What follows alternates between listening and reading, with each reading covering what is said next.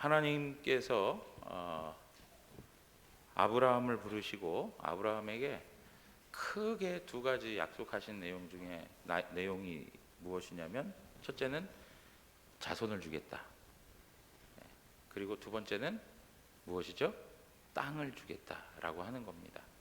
그래서 이걸 통해서 자손과 땅을 주셔서 뭘 이루시겠다는 거죠? 하나님의 나라를 이루시겠다라고 하는 겁니다. 하나님의 나라를 이루시겠다. 지난주에 하나님께서 약속하신 대로 아브라함 생애의 여러 긴 시간을 통해서 말씀하신 대로 이삭을 주셨습니다. 이삭은 개인 가정의 자손으로만 존재하는 것이 아니고 하나님께서 아브라함을 통해서 목적하신 하나님 나라의 씨로서 그 의미가 아주 더 중요한 그러한 사람이었습니다. 그렇기 때문에 이스마엘이 이삭을 희롱하고 놀리고 했을 때에 하나님께서는 그를 보호하셨습니다. 왜냐하면 하나님의 구원 역사를 이루는 통로가 되기 때문에 하나님께서는 그를 보호해 주신 겁니다. 이러한 관점을 가지고 우리가 우리의 삶에 적용할 때에도 마찬가지예요. 우리의 생이라는 건 그냥 우리 자신만을 위한 삶이 아니고 하나님의 구원 역사를 이루어가는 삶, 그래서 하나님이 목적한 하나님의 나라를 이루어가기 위한 하나님의 백성들이라는 것을 잊지 않고 살아가야 된다는 거죠. 단순한 삶의 내용이 아니요, 하나님의 뜻을 담고 사는, 하나님의 원대한 목적을 우리 인생 속에 담고 사는 사람들이라는 것을 항상 기억하고 살아야 한다는 겁니다. 그래서 오늘 하나님께서는 자손을 주셨으면서 동시에 이제 땅을 허락해 주시는 그런 과정들을 우리에게 보여주십니다. 여러분, 하나님께서 아브라함과 이삭을, 특별히 아브라함에게 그의 후손 이삭을 주시고 그 다음에 후손들이 살아갈 삶의 터전을 주셔야 그들이 생존하고 그들을 통해서 하나님의 나라를 이루어갈 것 아니에요? 그렇기 때문에 자손이 생겨났으면 그들이 살아갈 삶의 터전이 필요한 것은 마땅한 거예요. 그렇기 때문에 오늘 이 본문을 통해서 하나님께서는 하나님이 약속하신 그 땅에 대한 성취를 이루어 가시고 있다는 것을 또 한 번 보여주고 있는 거예요. 하나님이 전체적인 땅을 한꺼번에 주시진 않지만 아주 작은 그런 일들을 통해서도 하나님의 약속이 이루어지고 있다는 사실을 우리에게 보여주고 있다는 겁니다. 여러분, 오늘 이러한 하나님이 약속하신 땅이 아브라함의 소유가 되는 이러한 것들을 경험해가는, 이러한 것들을 이루어가는 그러한 과정 속에서 하나님께서는 아비멜렉이라고 하는 그 이방 왕을 사용하셔요. 아비멜렉이 그 군대 장관 비골과 함께 아브라함을 지금 대면하고 있는 장면입니다. 그러면서 22절에 아주 기가 막힌 말을 합니다. 우리 한번 22절 다 같이 읽어볼까요? 시작. 그때 아비멜렉과 그 군대 장관 비골이 아브라함에게 말하여 이르되 네가 무슨 일을 하든지 네가 무슨 일을 하든지 어떻게 된다고요? 하나님이 너와 함께 계신다는 거예요. 무슨 일을 하든지 하나님이 함께 계신다는 이야기는 그 속에 뭘 담고 있냐면 하나님이 함께 하심으로 네가 형통한다는 이야기를 하고 있는 거예요. 그런데 여러분, 아비멜렉이 이런 고백을 할 수 있었던 이유가 무엇이었을까요? 네? 사실은 성경 공부 같으면 한 분 한 분 다 여쭤보고 싶은 마음이 드는데, 이런 그 아비멜렉이 이렇게 얘기할 수 있었던 이유가 뭘까요? 첫째, 그 전에 20장에 나와 있는 사건입니다. 사라를 자신의 누이라고 속였죠. 그때에 하나님께서 아비멜렉에 나타나서 아비멜렉 책명하시고, 그리고 나서 오히려 아비멜렉이 아브라함에게 물질을 보태가지고 보상해주고, 그리고 돌려보내는 그런 일들을 경험해요. 그러면서 아비멜렉의 가정에 있었던 여인들의 태가 완전히 닫혀 있었어요. 그런데 아브라함에게 그렇게 선대한 것으로 인하여서 그 여인들의 태가 다 열려지게 되는 그러한 경험을 하게 되죠. 그러니까 그러한 일들을 통해서 아비멜렉은 막연하게나마 하나님에 대한 존재를 알게 되고 그 역사를 경험하게 된 거예요. 하나님께서 그에게 꿈을 통해서 나타나셨기 때문에, 계시해 주셨기 때문에 아비멜렉은 알 수 있었던 거죠. 그리고 두 번째가 뭡니까? 그 과정 속에서 분명히 아브라함과 아비멜렉은 우리 성경 계시의 내용만이 아니라 하나님께서 자신을 어떻게 인도해 오셨는지, 그리고 자신이 지금 어떤 처지에 있는지도 서로 대화했을 거예요. 아브라함과 사라의 모습을 통해 봤을 때 그들에게는 자녀가 없었어요. 약속의 씨를 기다린다라고 하는 이야기를 했건만 그 자녀는 주어지지 않은 그런 상황이 있었을 거예요. 그런데 어떻게 해요? 시간이 지나고 보니까 하나님께서 그 부부에게 자녀를 주셨다 하는 거예요. 자녀를 주신 거예요. 인간적으로는 불가능한 일들이 그의 삶을 통해서 이루어지고 있는 현실을 보면서 이 아비멜렉은 아브라함에게 너가 무엇을 하든지 하나님이 너와 함께 하신다라고 하는 그러한 칭찬을 그에게 하고 있는 겁니다. 여러분, 우리가 성도로서 이 세상을 살아가면서 얻을 만한 칭찬 중에 정말 중요한 칭찬이 있다면 그건 뭐냐면, 저 사람은 하나님이 함께 하시는 사람이야. 여러분 그 말 들어보신 적 있으세요? 예? 전혀 없으세요? 그런 말이 너무나도 정말 그 의미 있는 표현이에요. 예, 정말로 그래요. 자, 이 말을 아브라함만 들었을까요? 그렇지 않습니다. 이삭도 이러한 말을 듣습니다. 이삭이 세월이 지나가지고요. 세월이 지나가지고 이삭도 아브라함처럼 많은 우물을 팠어요. 그런데 그때도 글 아래에 있는 목자들과 다툼이 생겨나가지고 계속 양보하면서 우물을 파가는 이삭의 모습이 있어요. 그럼에도 불구하고 하나님이 이삭에게 어떻게 하십니까? 복을 주세요.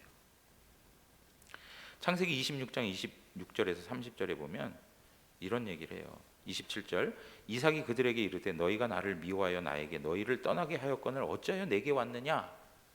아비멜렉이 이삭을 찾아간 거예요. 그러니까 28절에 그들이 이르되 여호와께서 너와 함께 계심을 우리가 분명히 보았으므로 우리의 사이 곧 우리와 너 사이에 맹세하여 너와 계약을 맺으리라 이렇게 말했다는 거예요. 그러니까 이삭의 모습을 보니까 누가 함께하고 계세요? 여호와 하나님이 함께하고 있다는 걸 분명히 알게 됐다는 거예요. 분명히 알게 됐다는 거예요. 이제 이러한 사건이 이삭의 인생 가운데에도 있었어요. 자, 이삭만이 아닙니다. 또 누구도 그러하느냐? 이삭의 아들이 누구죠? 아브라함의 아들은 이삭이요, 이삭의 아들은 에서와 야곱인데 하나님께서 누구를 택하십니까? 야곱을 택하여 하나님의 구원 역사를 이루십니다. 그럴 때에 야곱의 인생 속에서도 그와 비슷한 이야기들을 합니다.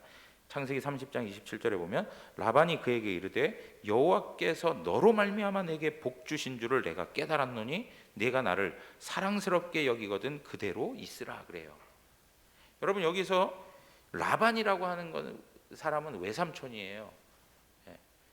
그 라반이 야곱에게 뭐라고 얘기하냐면 내가 너를 살펴보니까 너로 말미암아 내가 복을 받고 있어 이렇게 얘기를 하는 거예요.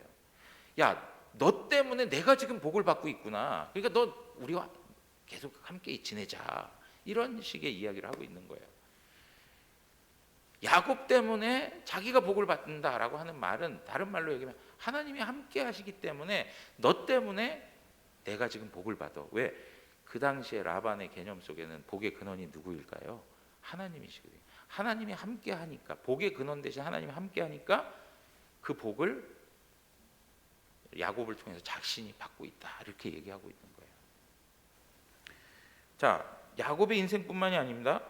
또 누구의 삶에도 이러한 일이 나타나죠? 요셉의 인생 속에도 동일하게 나타납니다. 39장, 창세기 39장 2절에서 3절에 있는 말씀인데요. 여호와께서 요셉과 어떻게 하신다고요? 함께 하심으로 그가 어떻게 됐습니까? 형통한 자가 되어 그의 주인 애굽 사람의 집에 있으니 라고 얘기해요. 그러면서 3절 다 같이 읽겠습니다. 그의 주인이 여호와께서 그와 함께 하심을 보며 또 여호와께서 그의 범사에 형통하게 하심을 보았더라. 예.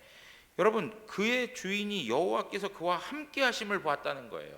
또 여호와께서 그의 범사에 형통하게 하심을 보았다는 거예요. 보디발의 집에 가가지고 종살이 하면서 하나님을 섬기고 그 다음에 그 주인을 섬겼어요. 그런데 여호와께서 그와 함께 하셨다는 거예요. 그래서 형통한 자가 됐다는 거예요. 그리고 그 보디발도 요셉 때문에 자기가 복을 받고 있구나라는 것을 알게 되었다는 거예요. 여러분, 이러한 내용들을 보면서 정말 성도가 있는 곳곳에서 하나님이 함께 하시고 하나님의 형통한 복이 주어진다면 얼마나 좋겠어요, 그죠? 그런데 여러분, 여기서 우리가 하나 생각을 해야 될 것이 있어요.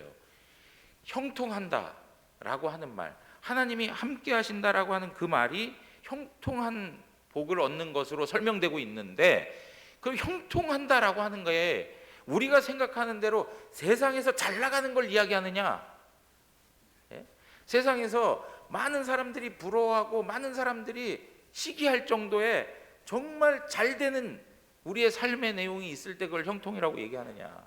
하나님 나와 함께 하신다라고 하는 증거를 내가 승진하는 걸로 좀 보여주세요. 하나님이 나와 함께 하신다는 그 증거를 내가 사업을 해가지고 뭔가 대박을 치는 걸로 좀 한번 보여주세요. 이래야 되지 않아요? 그죠? 우리 자녀들이 정말 잘 돼가지고 공부도 잘해가지고 그래가지고 정말 좋은 대학 들어가서 또 좋은 직장 얻고 뭐 좋은 일들 하고 해서 되는 일마다 막 다 잘 돼가지고 자식들 좀 덕 좀 보고 살아가면 얼마나 좋겠습니까? 그럴 때 하나님이 우리와 함께 한다는 것, 하나님이 나와 함께 한다는 것, 그거 세상 앞에 알릴 수 있는 거 아닙니까? 이런 생각 들어요, 안 들어요? 예? 우리 대구영안교회는 다 그냥 그런 거하고 관심이 없어요, 그죠? 예. 그런데 여기서 형통한다라는 생각이 우리가 가지고 있는 일반적인 사회에서 사용되는 형통한다라고 하는 말하고 너무 우리가 가지고 있는 생각이 성경이 말하는 거하고는 좀 다를 때가 있어요. 예. 여러분, 여기에서 형통한다는 게 뭘까요? 정말 우리의 개념대로라면, 자 보십시오. 아브라함이 지금 아비멜렉하고 요 정도 수준에서 사는 것이 합당합니까? 아브라함이 지금 아비멜렉하고 무슨 언약을 맺으려고 해도요, 여전히 나그네의 삶은 그에게 주어진 거예요. 그리고 또 어떻습니까? 여전히 그 가나안 땅에서는 비주류예요. 무엇인가 기반을 튼튼하게 잡아가지고 정착하고 거기서 자기의 영토를 과시하면서 이름을 떨치는 그런 상태가 아니란 말이에요. 야곱은 어떻습니까? 야곱은 보십시오.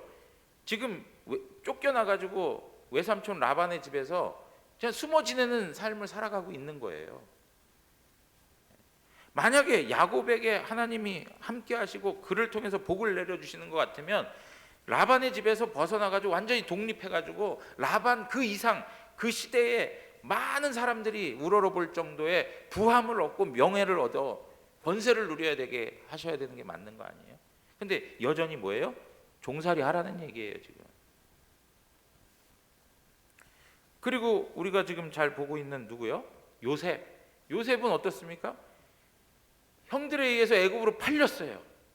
뭐 팔린 것까지 좋아요. 팔린 것까지. 왜? 팔린 다음에 극적으로 하나님이 역사하셔서 그를 그냥 확 이렇게 세워주시는 모습을 딱 보여주시면 얼마나 좋겠어요. 애굽으로 팔려가는 중에 정말 누구의 어떤 만남을 통해 가지고 종살이도 하지 않고 혹은 종살이까지 하다가 거기서 누군가의 만남을 통해서 완전히 신분 상승을 얻고 새롭게 태어난 인생을 살아가는 그러한 요셉을 우리에게 보여주면 요셉과 하나님이 함께 하심으로 그가 형통하였더라. 그러면 이해가 빠르잖아요. 그런데 어떻습니까? 여전히 종노릇 해야 돼요. 여전히 보디발을 섬겨야 되는.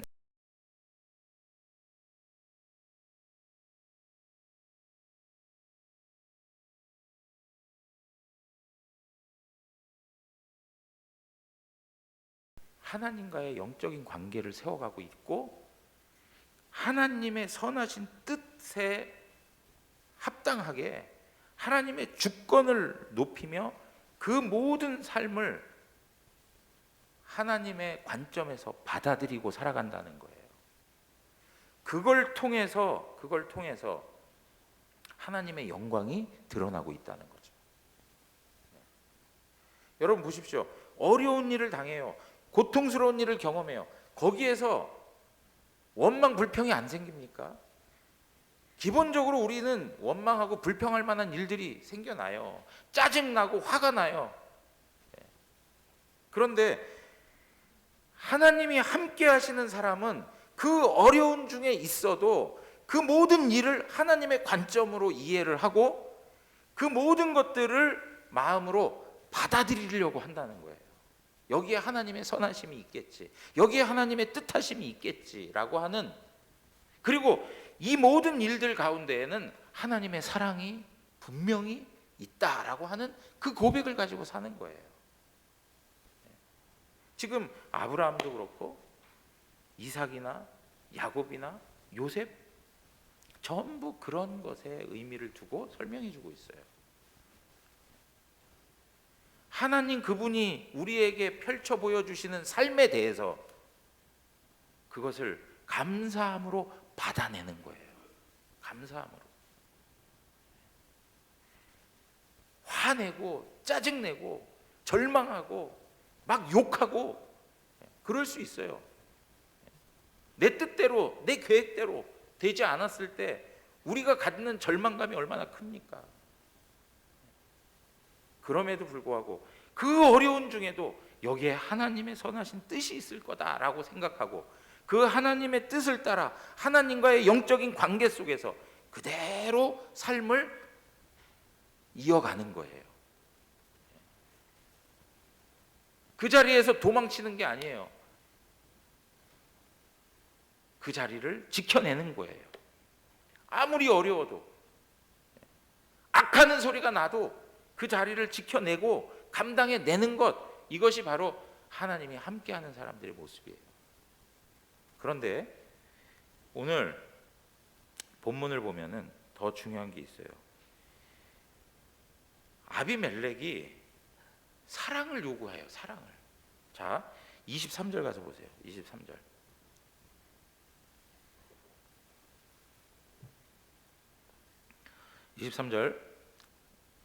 그런즉 너는 나와 내 아들과 내 손자에게 거짓되이 행하지 아니하기를 이제 여기서 하나님을 가리켜 내게 맹세하라.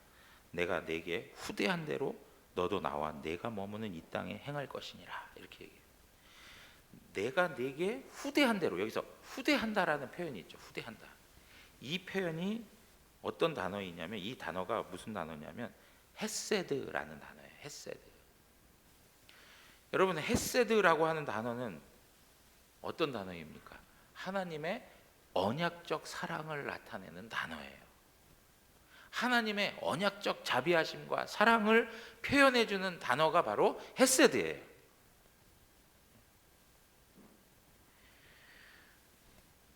그래서 이 하나님의 사랑은 한순간의 사랑이 아니고 영원한 사랑이에요. 멈추지 아니하는 사랑이에요.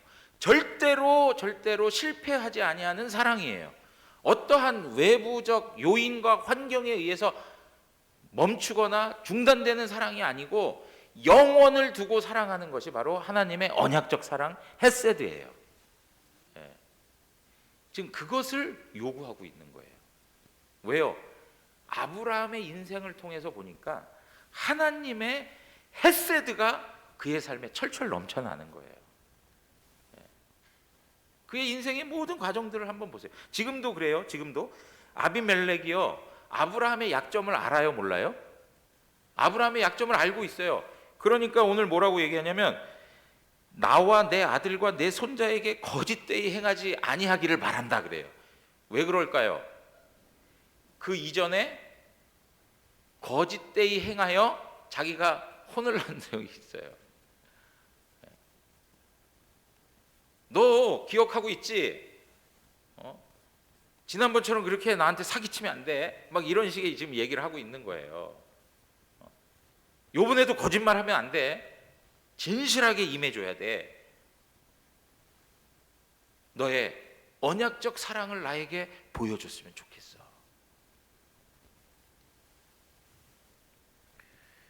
여러분, 하나님이 함께하고 있는 사람 안에서 나타날 수 있는 하나님이 함께 하신다라고 하는 표현이 뭐일까요?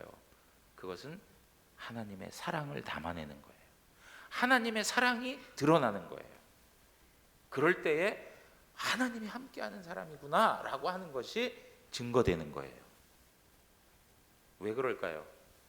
하나님은 사랑이세요. 하나님은 사랑이세요.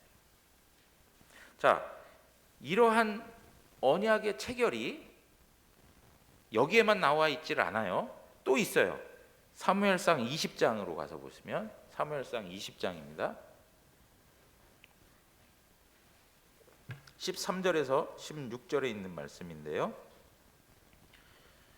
그러나 만일 내 아버지께서 너를 해치려 하는데도 내가 이 일을 내게 알려주어 너를 보내어 평안히 가게 하지 아니하면 여호와께서 나 요나단에게 벌을 내리시고 또 내리시기를 원하노라.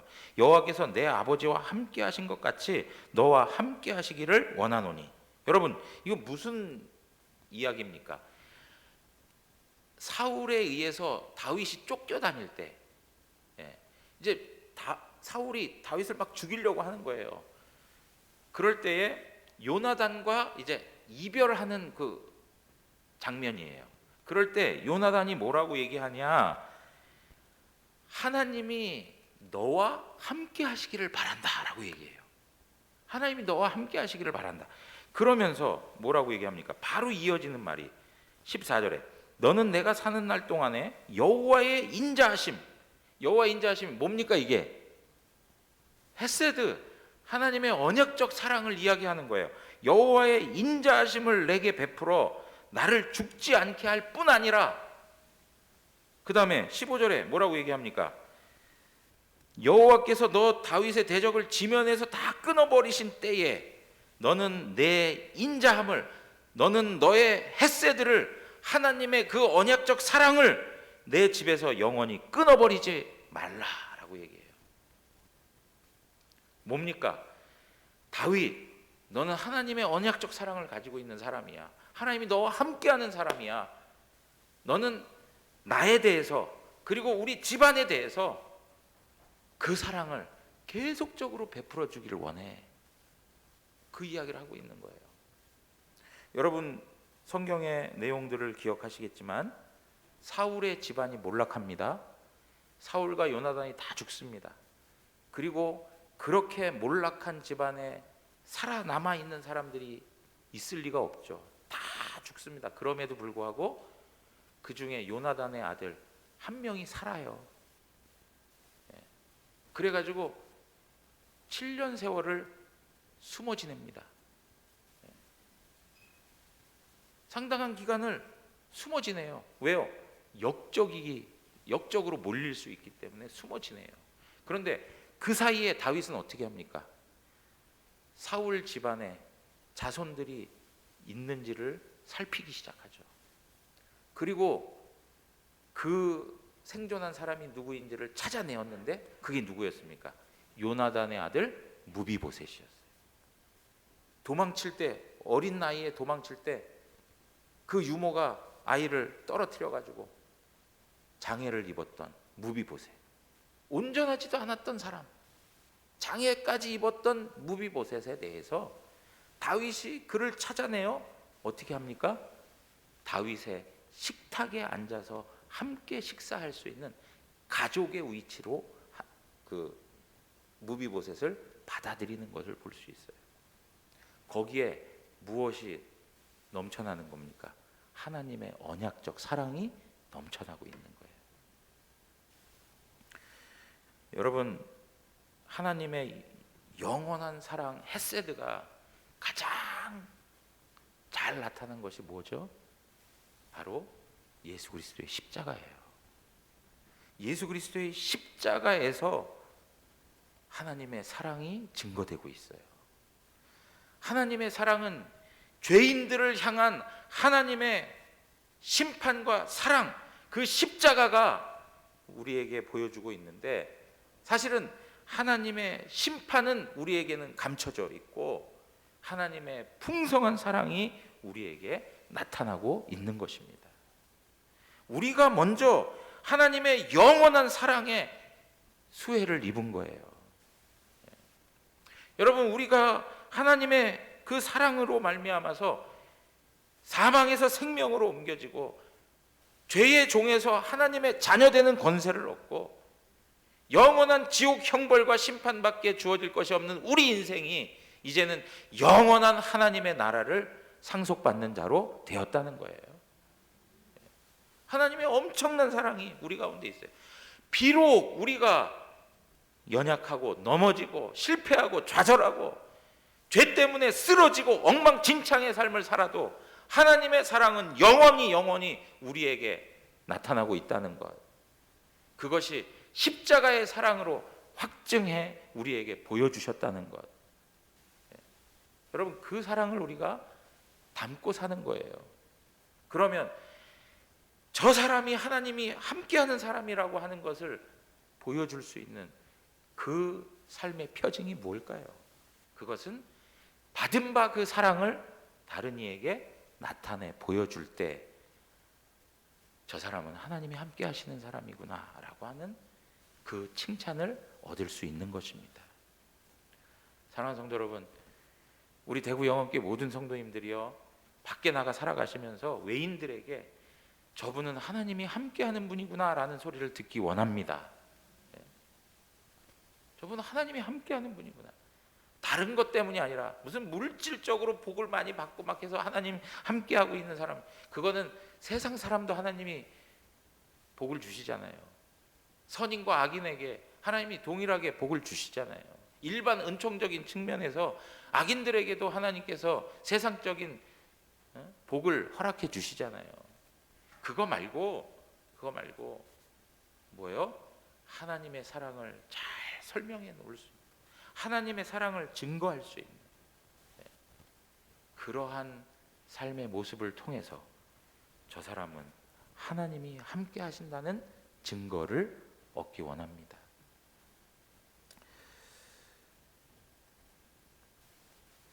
오늘 아브라함이요, 이런 과정 속에서 이제 언약을 맺는데요, 언약을 체결할 때 아브라함이 아비멜렉에게 하는 말이 있어요.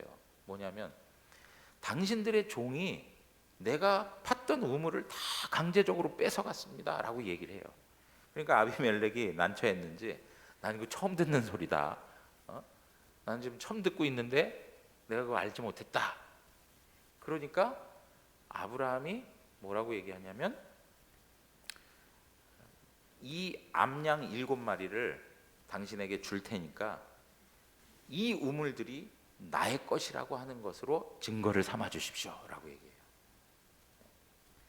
여러분, 아브라함이 아비멜렉에게 하나님의 언약의 사랑을 표현해 갈 때에 하나님의 나라가 확장되는 것을 우리에게 말해주고 있어요. 여러분들이 하나님의 사랑을 잘 실천하고 살아가게 되면 저분은 하나님이 함께하는 사람이구나 라고 하는 그러한 칭찬도 들을 수 있지만, 그것을 통해서 무엇이 이루어지느냐, 하나님이 목적하신 하나님의 나라가 이루어져 가고 있는 거예요. 하나님의 나라가, 우리가 지극한 마음을 가지고 섬기고 사랑하고 살아갈 때에 그걸 통해서 하나님의 나라가 확장되고 있다는 것을 아셔야 돼요. 여러분, 오늘 이러한 과정 속에서 암양 새끼 7을 주면서 어떻게 해요? 그 우물이 자신의 것이라고 확증하는 아브라함의 모습 속에서 하나님께서는 하나님이 약속하신 가나안 땅의 그 작은 부분이지만 그것을 아브라함의 소유가 되게 하시는 거예요. 그걸 통해서 우리에게 보여주는 게 뭐예요? 하나님은 여전히 하나님이 약속하신 바를 신실하게 이루어 가신다는 것을 또 한 번 보여주는 거예요. 큰 것이 아닙니다. 아주 작은 것입니다. 아브라함의 삶의 과정 속에서 어려운 많은 일들을 통해서 얻어낸 작은 우물들일지 모르지만 그것이 담고 있는 바는 뭐예요? 하나님께서 약속하신 것을 이루어 가신다는 것을 다시 한번 보여주신 거라는 거죠. 여러분, 그래서 그곳 이름을 뭐라고 얘기했습니까? 부엘세바라고 얘기했습니다. 부엘세바. 여기 부엘이라고 하는 말은 우물이라고 하는 뜻이 있고요, 세바라고 하는 뜻은 7 또는 맹세라고 하는 의미를 가지고 있어요. 여러분, 우리 맹세할 때 그 맹세가 확실하다라는 것을 보여주기 위해서 7수를 생각해 보면 7과 맹세라는 말이 서로 통할 수 있다라는 걸 생각할 수 있어요. 자, 그래서 부엘세바라고 하는 뜻은 7 우물 혹은 맹세의 우물이라고 하는 뜻을 가지고 있어요. 하나님께서 7 우물, 맹세의 우물을 주신 것은 결국에는 하나님께서 다시금 아브라함에게 하나님이 반드시 아브라함에게 주시겠다라고 하는 약속의 땅을 성취해 주실 것이다 라고 하는 것을 다시 확신시켜 주는 거예요. 그러니까 하나님은 아브라함의 믿음이 흔들리지 아니하도록 계속적으로 이러한 방법으로 아브라함의 신앙을 일으켜 세워주시는 그 일을 행하고 계시는 거예요. 사랑하는 성도 여러분, 이러한 내용들을 보면서 아브라함이 한 고백이 뭡니까? 오늘 본문 33절에 가서 보니까 뭐라고 하죠? 아브라함은 부엘세바에 에셀나무를 심고 거기서 영원하신 여호와의 이름을 불렀다라고 해요. 여러분, 여기 영원하신 여호와의 이름을 불렀다라고 하는 말, 이것은 아브라함이 현재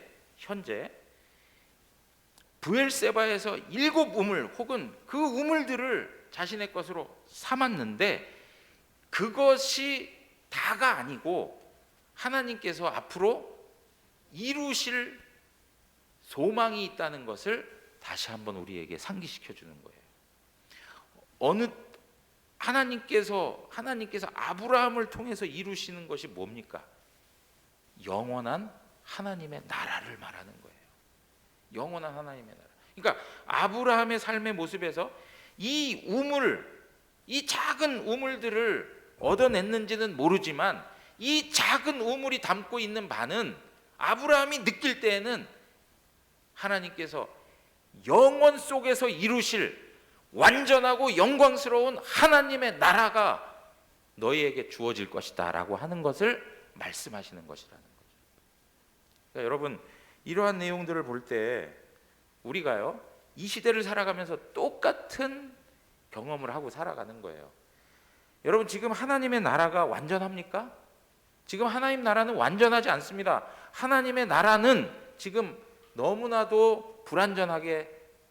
임하여 있습니다. 세상적인 입장에서 놓고 보면 교회는 아주 소수입니다.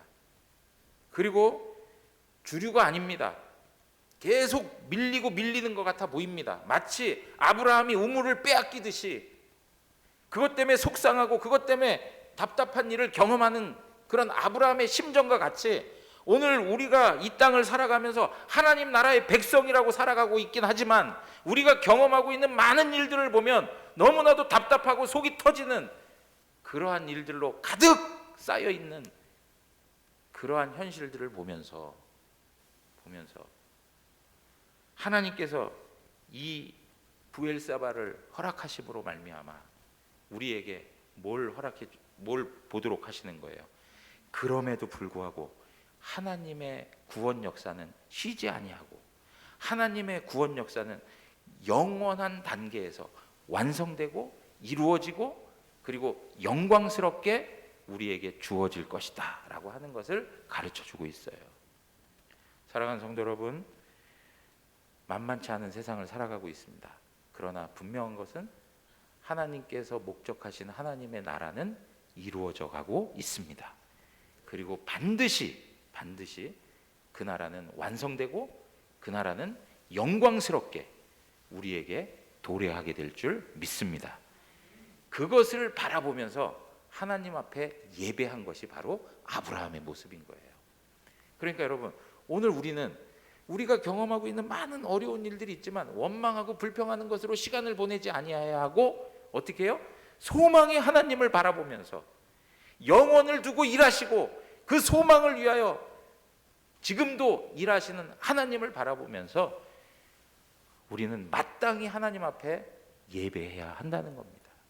우리가 해야 할 일, 찬양받기에 합당하신 그 하나님을 온전히 높이는 것 밖에는 없습니다. 오늘 이 하루를 통해서 또 일주를 살아가시면서 어떠한 삶의 처지에 있든지 우리 하나님은 찬양받기에 합당하신 분이라는 사실을 깨달으시고 소망 중에 살아가는 은혜가 있기를 주님의 이름으로 축원합니다. 다 같이 일어나시겠습니다.